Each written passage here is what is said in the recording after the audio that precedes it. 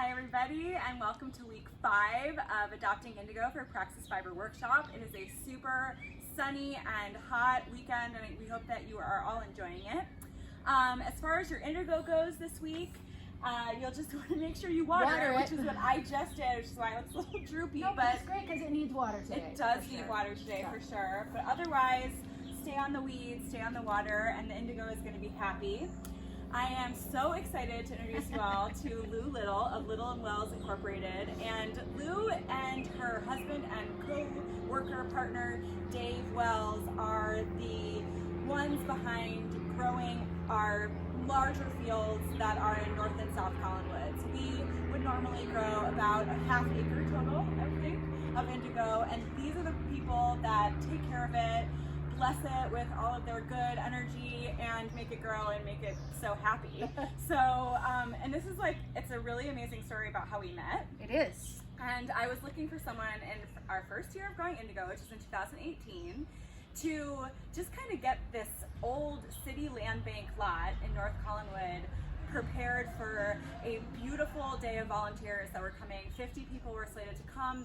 It was Saturday, a week away, and I still hadn't found anyone to mow or plow anything at the slot, which we had reserved through the land bank. And I met Lou in line at Cavada's Garden Store, which is a wonderful garden store in North Collinwood that everyone should visit. Yes. And Angela Cavada actually said, "Oh, you need someone to plow a field for you?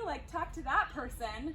And we became instant friends, and we instantly connected. And Lou and Dave came that minute from Cavada's to the Indigo Garden and said, "Yeah, we can plow that field. Let's I have do a it." very patient husband who doesn't mind when I volunteer him for things. It's So, true. Yeah. It's true. So that's how it all started, and maybe you can just tell us a little bit about what it means to take care of indigo all summer long, and what that looks like, and how you have really adopted indigo into your whole lives.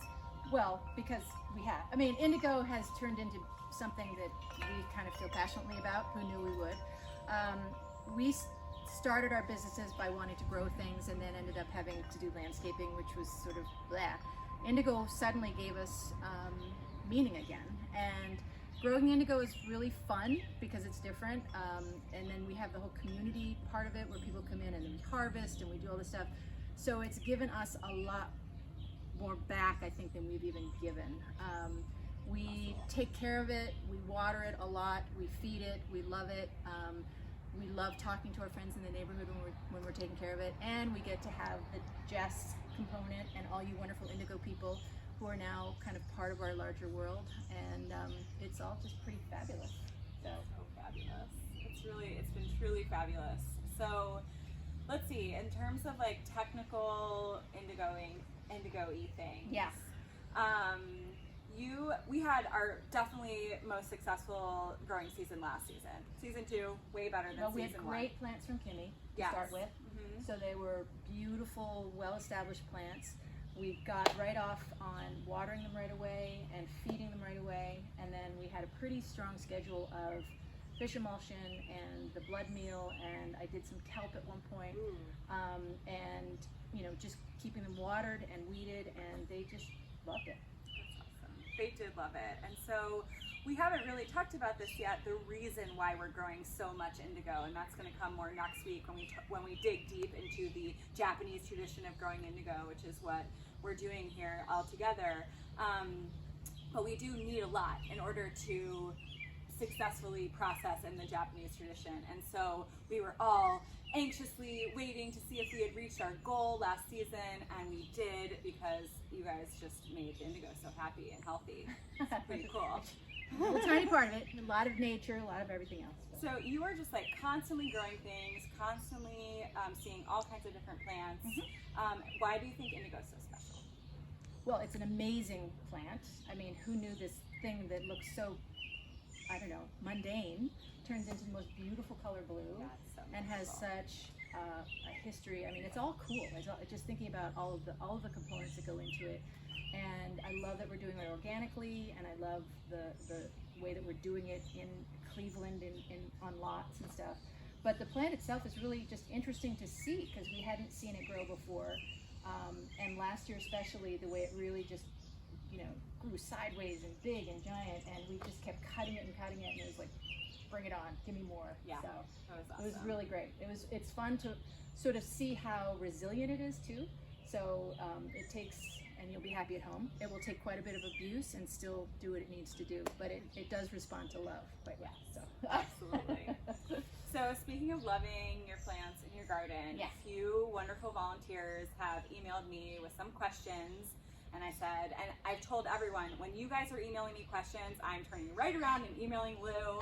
And we got some interesting emails back and forth about it. Yes. I say, I answered this. Was I right? Just checking in. And so the majority of the questions that I got are really related to critters. Yeah. So people have gotten some things that have dug the indigo out of the dirt. We've had some, maybe not on the indigo, but other plants in people's gardens are being eaten. How do we keep these critters out of our yard? So that's become more and more of an issue, I think. Those animals are enjoying more of the plants that we're planting. We try to use, again, mostly organic things. There's a product called Deer Scram that is a granular, it's a little gross, don't look at the ingredients so much, but it's very, very safe. And we could put it on the plants or on a perimeter of a bed, and that helps. There are also some sprays you can get that are like oregano or mint based that will keep animals. Their main things just to sort of make them not want to go near your plant. You might have some browsing and stuff still, but just so they don't think, this is fabulous, I want to come back here. And then as far as insects, we pretty much just try to use something like an insecticidal soap or something very low toxicity. We haven't had any insects, knock wood, on the indigo. Nothing's found it yet. I know, shocking. But for home and general use, again, you're just trying to limit how much they're going to take over a plant. So the soap will kill quite a few and makes the plant less attractive to them. Amazing.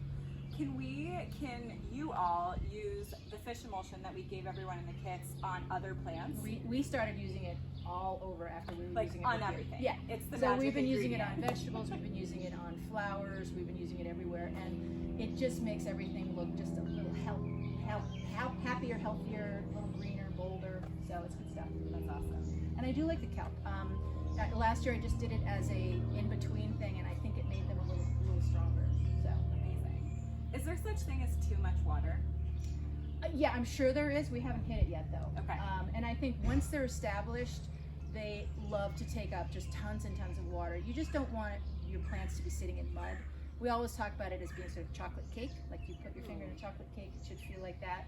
Not too dry, because then they're going to be stressed, and you'll see it in the leaves, because they'll turn red. Mm-hmm. And you'll know if they're too wet, they're going to look like they're weeping and they're sad, and they're going to lose some of the strength that you would want to see. But you want to keep them very well watered. They'll take a lot. That's okay.